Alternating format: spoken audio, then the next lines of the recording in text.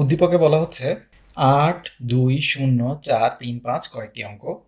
কতে বলা হচ্ছে উপরে প্রদত্ত অঙ্কগুলোর মধ্যে কোনগুলো স্বাভাবিক সংখ্যা। এখন আমরা কি জানি? আমরা জানি হচ্ছে ০ স্বাভাবিক সংখ্যা নয়, যার কোনো সার্থক অঙ্ক নেই। তাহলে আমরা কি লিখব? স্বাভাবিক অঙ্কগুলো হলো কত কত? আমরা লিখব ৮, ২, ৪, ৩ ও ৫। খতে কি বলেছে? উপরে প্রদত্ত অঙ্কগুলো দ্বারা গঠিত ৬ অঙ্কের বৃহত্তম ও ক্ষুদ্রতম সংখ্যা নির্ণয় করো। এখন যখন আমরা কি করব, বৃহত্তম সংখ্যা বা ক্ষুদ্রতম সংখ্যা নির্ণয় করব, তখন কি খেয়াল রাখতে হবে? অবশ্যই এখানের মান অনুযায়ী অঙ্কগুলোর, অর্থাৎ কে বড় কে ছোট, এগুলো আমাদেরকে বুঝতে হবে। আমরা জানি ০ থেকে ৯ পর্যন্ত আমাদের ১০টি অঙ্ক রয়েছে এবং সার্থক অঙ্ক রয়েছে কয়টি? ৯টি, ০ ছাড়া বাকিগুলো। এখন যখন আমরা বৃহত্তম সংখ্যা বের করব তখন কি করব? বড় থেকে ছোটতে সাজাবো, এবং ক্ষুদ্রতম সংখ্যা যখন বের করব তখন কি করব? ছোট থেকে বড়তে সাজাবো। তাহলে আমরা এখন যখন ৬ অঙ্কের কি বলেছে আমাদেরকে? বৃহত্তম এবং ক্ষুদ্রতম সংখ্যা বের করতে হবে। তাহলে ৬ অঙ্কের বৃহত্তম সংখ্যা আমরা কি পাবো? আমরা কি বলেছি? বড় থেকে ছোটতে সাজাবো। সবচেয়ে বড় অঙ্ক এখানে কোনটি? ৮, এরপরে ৫, এরপরে ৪, এরপরে ৩, এরপরে ২ এবং এরপরে ০। তাহলে কি লিখবো? ৮, ৫, ৪, ৩, ২, ০, বা আমরা কি বলতে পারি? ৮,৫৪,৩২০। এরপরে আবার আমরা কি করব? ৬ অঙ্কের ক্ষুদ্রতম সংখ্যা বের করব। এখানে এখন খেয়াল রাখতে হবে আমাদেরকে, ক্ষুদ্রতম সংখ্যা বের করার সময় আমরা শূন্যকে কখনোই আগে লিখতে পারবো না, কারণ শূন্যের কোনো নিজস্ব কোনো মান নেই বা সার্থক অঙ্ক নয়। তাই সংখ্যার আগে যদি ০ থাকে তার কোনো মান আসলে পাওয়া যায় না। তাই আমাদেরকে কি করতে হবে? শূন্যকে ন্যূনতম একটি সংখ্যা বা ০ থেকে বড় সংখ্যাটি আগে লিখে তারপরে লিখতে হবে। অর্থাৎ কি? অর্থাৎ এখানে আমরা দেখতে পাচ্ছি উল্টোভাবে করলে এখানে শূন্যের পরে ২ রয়েছে, তাই ২ কি হবে? শূন্যের আগে চলে আসবে। অর্থাৎ আমরা তখন কি লিখবো? ২, এরপরে আমরা ০ লিখতে পারবো। তাহলে দেখুন ২০ একটি কি সার্থক সংখ্যা বা যার একটি মান রয়েছে। কিন্তু যখন ০, ২ দিতাম তাহলে কিন্তু শূন্যের কোনো যেহেতু নিজস্ব কোনো মান নেই, তাই এটি সংখ্যাটি তখন কি হয়ে যেত? শুধু ২ হয়ে যেত। তাহলে আমাদের যখন ৬ অঙ্কের আমরা এখন বৃহত্তম সংখ্যা থেকে ক্ষুদ্রতম সংখ্যায় যাব, তখন আমাদেরকে লিখতে হবে ২, ০, এর পরেগুলো ঠিক থাকবে ৩, ৪, ৫ এবং ৮, অর্থাৎ ২,০৩,৪৫৮। তাহলে এভাবে করে আমরা ক্ষুদ্রতম এবং বৃহত্তম সংখ্যা নির্ণয় করতে পারবো। গতে আমাদেরকে বলছে অঙ্কগুলো দ্বারা গঠিত বৃহত্তম সংখ্যার অঙ্কগুলো স্থানীয় মান নির্ণয় করো। আমরা জানি কিভাবে স্থানীয় মান নির্ণয় করতে হয়। আমরা প্রথমেই এখানে বৃহত্তম সংখ্যাটি তুলে নিতে চাই। তাহলে লিখব ৮, ৫, ৪, ৩, ২, ০। এখন আমরা কি লিখবো? একক, দশক, শতক, হাজার, অযুত, লক্ষ হিসেবে করলে আমরা এখানে কি পাবো? আমরা পাবো হচ্ছে ০ একক। তাহলে এখানে ০ একক। তাহলে এখানে স্থানীয় মান অনুযায়ী কত হবে? সমান সমান কি হবে? ০। এখানে কি হবে? আমরা ২ দশক, অর্থাৎ কত? এখানে আমরা পাবো ২০। এরপরে ৩ শতক, আমরা পাবো ৩০০। ৪ হাজার,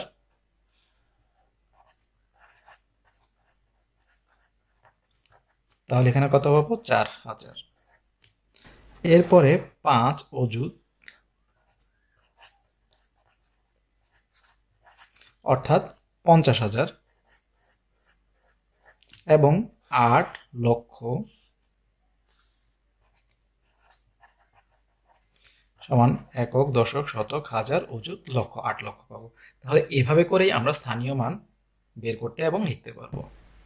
উদ্দীপকে বলা হচ্ছে ৬, ৫, ০, ৭, ৮ অঙ্কগুলো লক্ষ্য করো। এখন প্রশ্ন করা হচ্ছে কি অঙ্কগুলো দ্বারা বৃহত্তম সংখ্যাটি লিখতে। তাহলে অঙ্কগুলো দ্বারা বৃহত্তম সংখ্যা আমরা কিভাবে পাবো? আমাদেরকে দেখতে হবে অঙ্কগুলোর মধ্যে সবচেয়ে বড় কোনটি, এরপরে কোনটি, এরপরে কোনটি। এভাবে করে আমরা যখন মানের অধক্রমে সাজাবো তখন আমরা কি পাবো? বৃহত্তম সংখ্যা পাবো। অর্থাৎ যখন আমরা বড় থেকে ছোটতে সাজাবো তখন আমরা কি পাবো? বৃহত্তম সংখ্যাটি পাবো। এক্ষেত্রে আমরা এখানে দেখতে পাচ্ছি 6, 5, 0, 7, 8 এর ভিতরে সবচেয়ে বড় অঙ্কটি কোনটি? এখানে 8। তাহলে এরপরে হচ্ছে 7, এরপরে 6, এরপরে 5 এবং এরপরে সবচেয়ে ছোট অঙ্কটি হচ্ছে এখানে 0। তাহলে আমাদের বৃহত্তম সংখ্যাটি হবে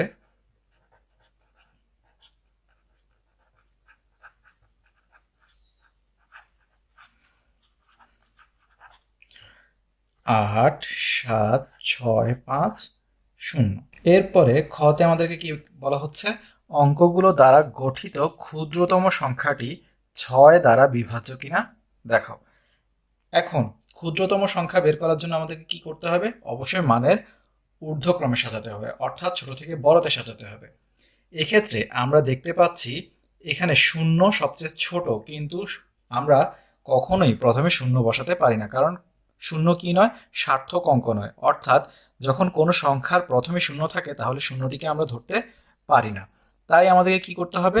0 থেকে বড় সংখ্যা প্রথমে আসবে, এরপরে আমরা কি যে কোনো সংখ্যার মাঝে বা শেষে 0 থাকলে তার একটি কি থাকে? সার্থকতা থাকে বা মান থাকে, স্থানীয় মান আমরা পেয়ে থাকি।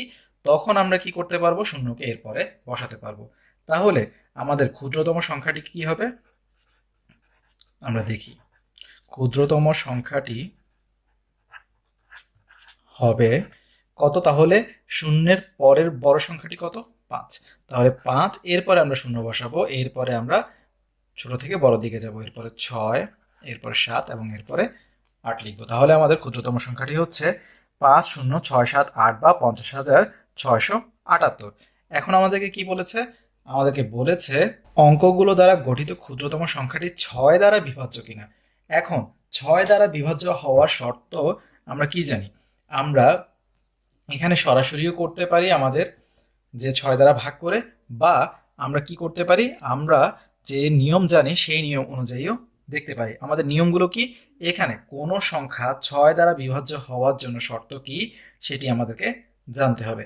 6 দ্বারা বিভাজ্য হওয়ার জন্য শর্ত হচ্ছে, আমরা কি লিখব? গতে এখানে বা খ থেকে প্রাপ্ত ক্ষুদ্রতম সংখ্যাটি হচ্ছে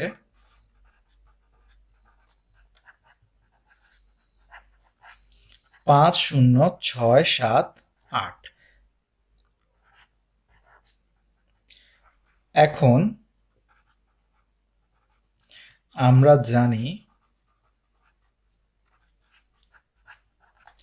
কোনো সংখ্যা 2 ও 3 দ্বারা নিঃশেষে বিভাজ্য হলে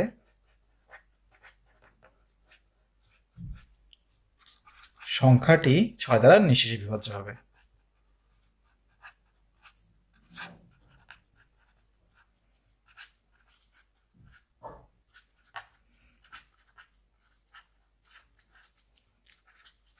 এখন আমরা কি করব? 2 এবং 3 দ্বারা নিঃশেষে বিভাজ্য হয় কিনা দেখব। 2 দ্বারা নিঃশেষে বিভাজ্য হওয়ার শর্ত কি? অবশ্যই একে কি হতে হবে? অবশ্যই একে জোড় সংখ্যা হতে হবে। এখানে সংখ্যাটি জোড়, তাই সংখ্যাটি 2 দ্বারা নিঃশেষে বিভাজ্য। এখন আমরা দেখব 3 দ্বারা নিঃশেষে বিভাজ্য হয় কিনা। 3 দ্বারা নিঃশেষে বিভাজ্য হওয়ার শর্ত কি? সংখ্যাগুলোর যে অঙ্কগুলো রয়েছে, সংখ্যাটির যে অঙ্কগুলো রয়েছে সেই অঙ্কগুলোর যোগফল 3 দ্বারা নিঃশেষে বিভাজ্য হতে হবে। অর্থাৎ কিন্তু আমরা এখানে দেখতে পাচ্ছি 5, 5, 6, 11, 11, 7, 18, 18, 8, 26, যা 3 দ্বারা নিঃশেষে বিভাজ্য নয়। তাহলে আমরা কি লিখব? কিন্তু সংখ্যাটির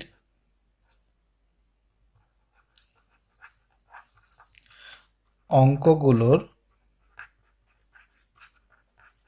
যোগফল 5, 0, 6, 7, 8 কি হবে? 5, 6, 11, 11, 7, 18, 18, 8, 26, যা 3 দ্বারা নিঃশেষে বিভাজ্য নয়। সুতরাং সংখ্যাটি 6 দ্বারা কি নয়? নিঃশেষে বিভাজ্য নয়।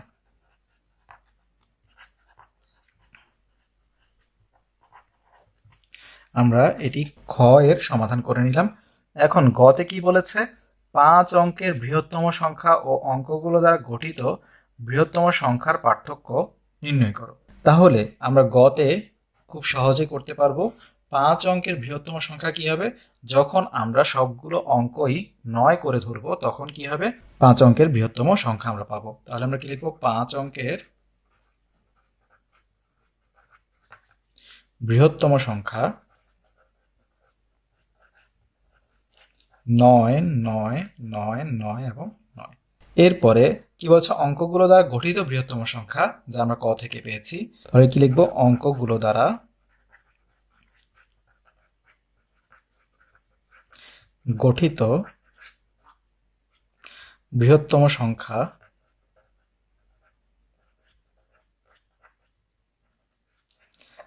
আমরা কত পেয়েছি, 8 7 6 5 0, 8 7 6 5 0। সুতরাং আমাদেরকে পার্থক্য বের করতে বলেছে, আমরা কি করব, বিয়োগ করব। সুতরাং পার্থক্য কত হবে, পার্থক্য হবে এখানে আমরা বিয়োগ করলে পাবো কত, 9 থেকে 0 গেলে 9, 9 থেকে 5 গেলে 4, 9 থেকে 6 গেলে 3, 9 থেকে 7 গেলে 2 এবং 9 থেকে 8 গেলে 1, অর্থাৎ 1 2 3 4 9 বা 12,349। উদ্দীপকে বলা হচ্ছে 3 4 8 0 7 কয়েকটি অঙ্ক। কতে বলা হচ্ছে প্রদত্ত অঙ্কগুলো থেকে মৌলিক ও যৌগিক সংখ্যাগুলো লেখো। এখন আমরা কি করব, মৌলিক ও যৌগিক সংখ্যাগুলো আসলে কি সেটি জানার চেষ্টা করব। তাহলে মৌলিক সংখ্যা কাকে বলে, আমরা জানি যে সংখ্যাকে এক এবং সেই সংখ্যা ছাড়া অন্য কোনো সংখ্যা দ্বারা নিঃশেষে ভাগ করা যায় না তা হচ্ছে মৌলিক সংখ্যা, এবং যে সংখ্যাকে এক এবং সেই সংখ্যা ব্যতীত অন্য কোনো সংখ্যা দ্বারা নিঃশেষে ভাগ করা যায় তাকে আমরা বলছি যৌগিক সংখ্যা। বা অন্যভাবে আমরা বলতে পারি, মৌলিক সংখ্যা হচ্ছে যার কোনো এক এবং সেই সংখ্যা ছাড়া অন্য কোনো গুণনীয়ক পাওয়া যায় না। কিন্তু যৌগিক সংখ্যার ক্ষেত্রে হচ্ছে তার উল্টোটি, অর্থাৎ এক এবং সেই সংখ্যা ছাড়াও অন্য গুণনীয়ক পাওয়া যায়। এখানে আমরা দেখতে পাচ্ছি 3কে 1 এবং 3 ছাড়া অন্য কোনো সংখ্যা দ্বারা ভাগ করা যাচ্ছে না, বা এর কোনো অন্য কোনো গুণনীয়ক নেই। 4কে কিন্তু 2 দ্বারা ভাগ করা যায় 1 এবং 4 ছাড়াও, অর্থাৎ 4-এর একটি গুণনীয়ক কিন্তু কি রয়েছে, 1 এবং 4 বাদে 2ও রয়েছে। তাহলে এভাবে করে দেখলে আমরা দেখতে পাবো এখানে মৌলিক সংখ্যা আমরা পাবো 3 এবং 7। যৌগিক সংখ্যা আমরা কি পাবো,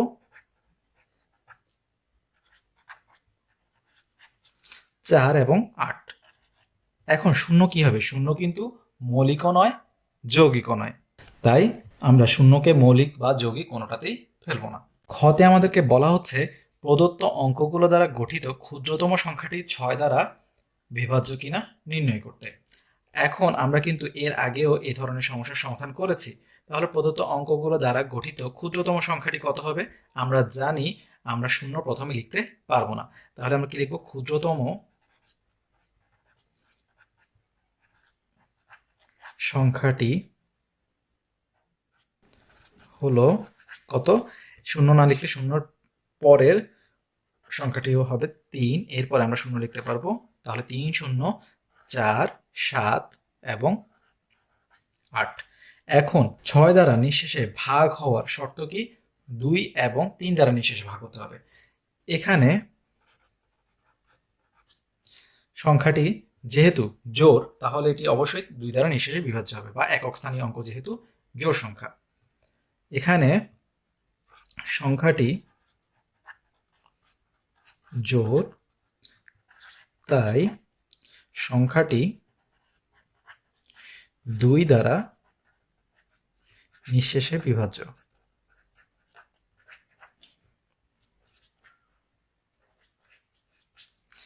কিন্তু আমরা দেখতে পাচ্ছি ঠিক আগের সমস্যাটির মতোই কিন্তু অঙ্কগুলোর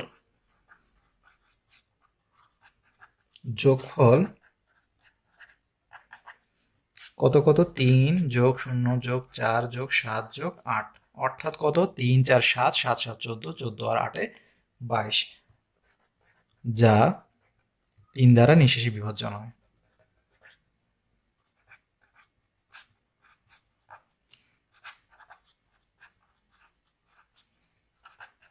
তাহলে যেহেতু 2 দ্বারা নিঃশেষে বিভাজ্য 3 দ্বারা নিঃশেষে বিভাজ্য নয়, তাহলে কি হবে না, সংখ্যাটি 6 দ্বারা নিঃশেষে বিভাজ্য হবে না। কারণ আমরা কি জানি, 2 এবং 3 উভয় সংখ্যা দ্বারা নিঃশেষে বিভাজ্য হতে হবে যদি 6 দ্বারা নিঃশেষে বিভাজ্য হতে হয়। তাহলে আমরা কি লিখবো, সুতরাং সংখ্যাটি 6 দ্বারা নিঃশেষে বিভাজ্য নয়।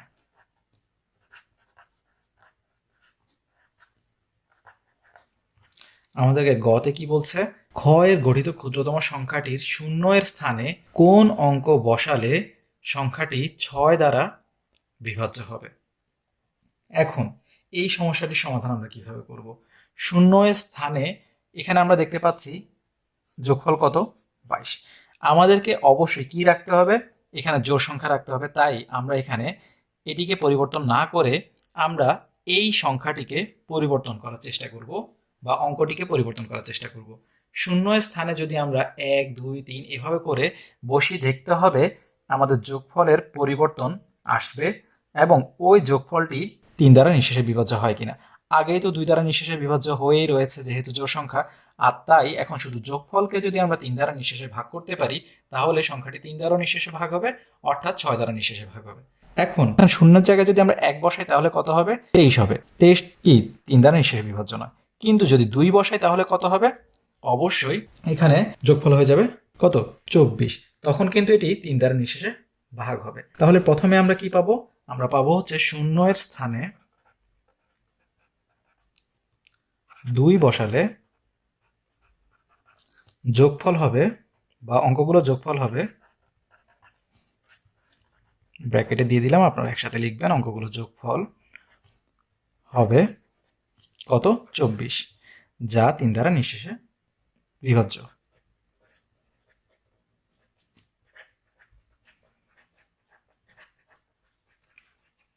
আবার আমরা কি করতে পারি, যেহেতু আমাদেরকে বলেনি ক্ষুদ্রতম কোন সংখ্যা হতে হবে, তাহলে এখানে যেমন 2 হতে পারে, আবার কত হতে পারে, তাহলে 24 যেরকম হতে পারে, 27ও হতে পারে, 30ও হতে পারে।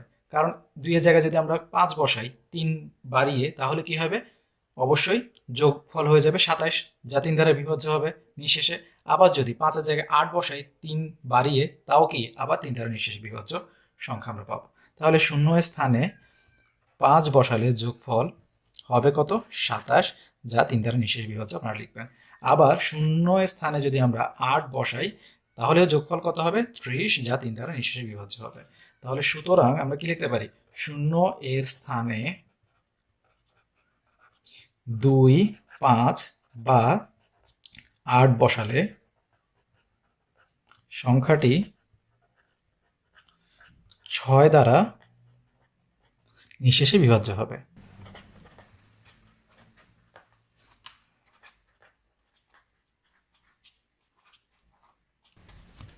আমাদেরকে বলেছে 125 এবং 152 দুটি সংখ্যা। কতে বলা হচ্ছে প্রদত্ত সংখ্যা দুটি মৌলিক নাকি যৌগিক। আমরা কি বলেছি, মৌলিক সংখ্যা কাকে বলে, যে সংখ্যাকে 1 ও সেই সংখ্যা ছাড়া অন্য কোনো সংখ্যা দ্বারা নিঃশেষে ভাগ করা যায় না। আর যৌগিক হচ্ছে যেখানে 1 ও সেই সংখ্যা ছাড়া অন্য কোনো গুণনীয়ক থাকে, বা যে সংখ্যাকে 1 ও সেই সংখ্যা ছাড়াও অন্য কোনো সংখ্যা দ্বারা নিঃশেষে ভাগ করা যায়। তাহলে এখানে আমরা প্রথমে দেখি এদের গুণনীয়ক পাই কিনা। এখন আমরা দেখতে পাচ্ছি কতে 125 সমান আমরা কি লিখতে পারি, এর গুণনীয়কগুলো কি কি হচ্ছে, 1 5 5 5, অর্থাৎ আমরা দেখতে পাচ্ছি 1 এবং সেই সংখ্যা ছাড়াও এখানে 5 আলাদা করে আমরা গুণনীয়ক অবস্থায় পাচ্ছি। তাহলে আমরা কি বলতে পারবো, 125 কি মৌলিক সংখ্যা নয়। এবং 152তে আমরা কি পাবো, 152 সমান 1 গুণ 2 গুণ 2 গুণ 2 গুণ 19। আমরা যখন 152কে ভাঙবো তখন আমরা এইভাবে পাবো। তাহলে এখানে দেখতে পাচ্ছি এখানে 125 ও 152 এর এক ভিন্ন অন্য গুণনীয়ক রয়েছে।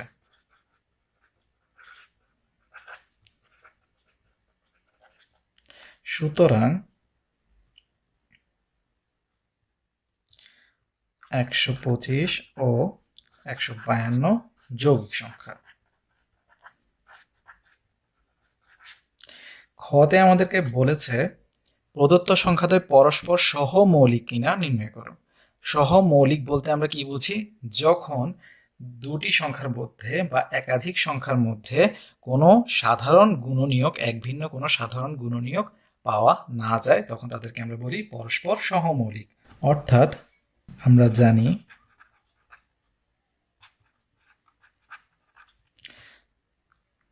দুই বা ততোধিক বা একাধিক সংখ্যার মধ্যে সংখ্যার এক ভিন্ন সাধারণ গুণনীয়ক না থাকলে সংখ্যাগুলোকে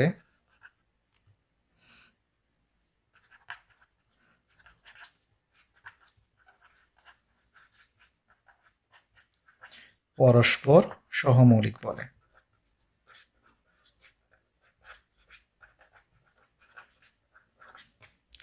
এখানে আমরা কি পাচ্ছি? 125-এর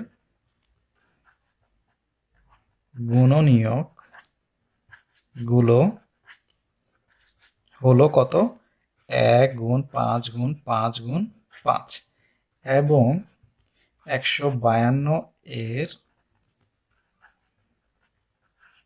গুণনীয়কগুলো হলো 1 গুণ 2 গুণ 2 গুণ 2 গুণ 19। এদের মধ্যে এক ভিন্ন অন্য কোনো সাধারণ গুণনীয়ক নেই।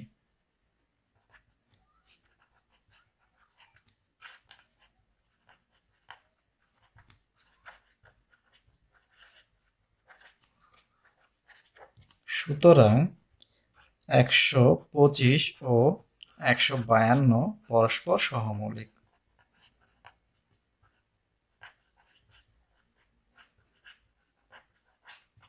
আমাদেরকে বলেছে প্রদত্ত সংখ্যাদ্বয় 4 ও 5 দ্বারা নিঃশেষে বিভাজ্য কিনা নির্ণয় করো। এখন আমাদেরকে কি করতে হবে? আমরা জানি, আমরা প্রদত্ত সংখ্যা দুটি আগে তুলে নিলাম। 4 এবং 5 দ্বারা নিঃশেষে বিভাজ্য হওয়া শর্ত কি? আমরা জানি 4 এবং 5 দ্বারা নিঃশেষে বিভাজ্য হতে হলে 4-এর ক্ষেত্রে আমরা জানি হচ্ছে আমরা একক এবং দশক স্থানীয় অঙ্ক দ্বারা গঠিত সংখ্যা যদি 4 দ্বারা নিঃশেষে বিভাজ্য হয় তাহলে সংখ্যাটি 4 দ্বারা নিঃশেষে বিভাজ্য হবে। আর 5 দ্বারা নিঃশেষে বিভাজ্য হওয়ার জন্য একক স্থানীয় অঙ্কটি 5 বা 0 হতে হবে। তাহলে 125 এর ক্ষেত্রে আমরা প্রথমে বের করি সংখ্যাটির একক ও দশক স্থানীয় অঙ্ক মিলে গঠিত সংখ্যা। আমরা চাইলে আগে শর্ত লিখে নিতে পারি। 25 যা 4 দ্বারা নিঃশেষে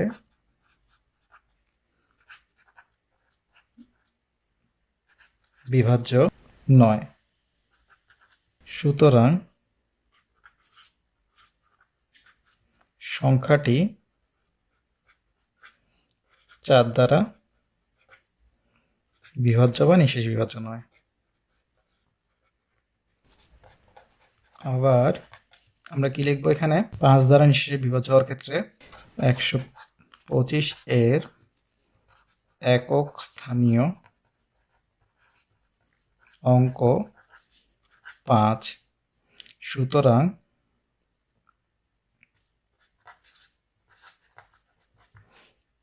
125 5 দ্বারা বিভাজ্য বা নিঃশেষ বিভাজ্য। 152 এর ক্ষেত্রে আমরা কি লিখব? সংখ্যাটির একইভাবে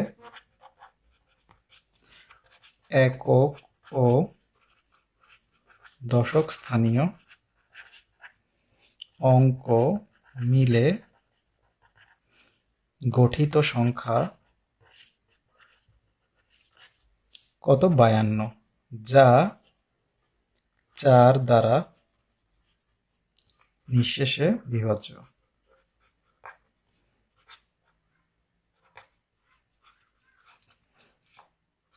সুতরাং 152 সংখ্যাটি 4 দ্বারা নিঃশেষে বিভাজ্য হবে। কিন্তু 152 এর একক স্থানীয় অঙ্ক 2, সুতরাং 152 5 দ্বারা নিঃশেষে বিভাজ্য নয়। বলা হচ্ছে 8, 0, 6, 7, 5 অঙ্কগুলো লক্ষ্য করো। প্রদত্ত অঙ্কগুলো সবগুলো অঙ্ক মাত্র একবার ব্যবহার করে 5 অঙ্কের বৃহত্তম সংখ্যা গঠন করো। এতক্ষণ পর্যন্ত আমরা এই ধরনের অনেকগুলো সমস্যার সমাধান করেছি, তাই আমরা সরাসরি বসিয়ে দিতে পারি বৃহত্তম সংখ্যাটি কত।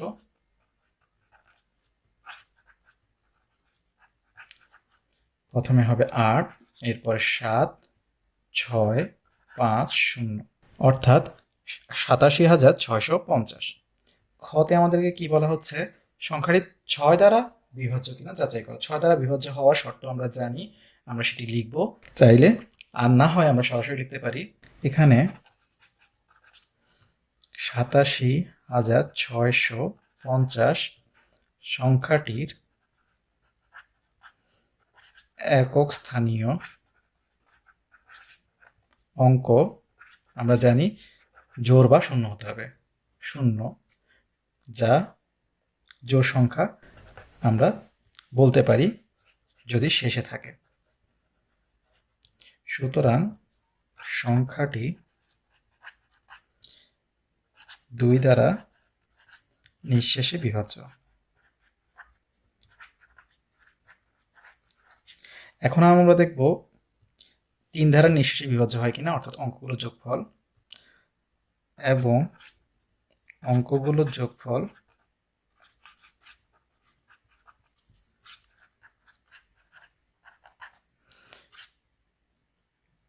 8 + 7 + 6 + 5 + 0 অর্থাৎ 8, 7, 15, 15, 6, 21, 21 আর 5, 26, যা 3 দ্বারা নিঃশেষে বিভাজ্য নয়।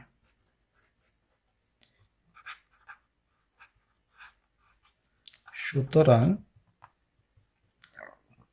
সংখ্যাটি 6 দ্বারা নিঃশেষে বিভাজ্য হবে না।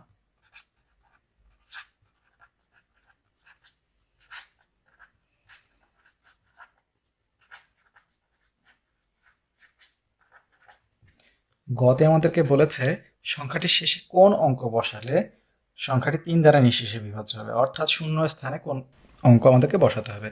তাহলে আমাদেরকে কি করতে হবে, অবশ্যই 3 দ্বারা নিঃশেষে বিভাজ্য করতে হলে অঙ্কগুলোর যোগফল 3 দ্বারা নিঃশেষে বিভাজ্য হতে হবে। তাই এখানে আমাদেরকে 6 দ্বারা যেহেতু লাগছে না, তাই শুধুমাত্র আমাদের যোগফল 3 দ্বারা নিঃশেষে বিভাজ্য হলেই চলবে। এখন যোগফল আছে কত, 26। খ হতে প্রাপ্ত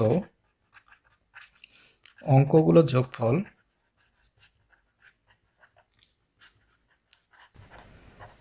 26। এখানে আমরা কি করতে পারি, আমরা চাইলে 1 বসালে যোগফল কত হবে, 27।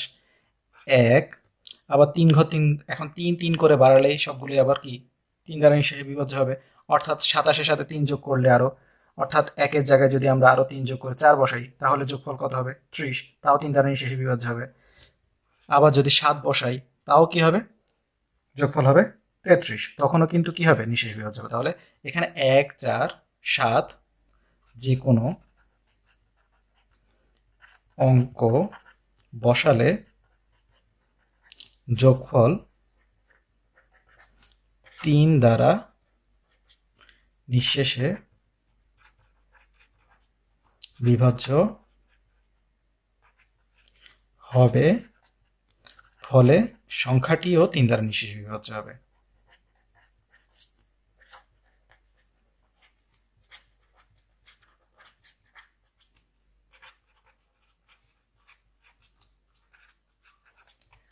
তাহলে সুতরাং আমাদের কি কি হতে পারে, অঙ্কগুলো হতে পারে 1, 4 বা 7। সুতরাং অঙ্কগুলো হবে 1, 4 বা 7।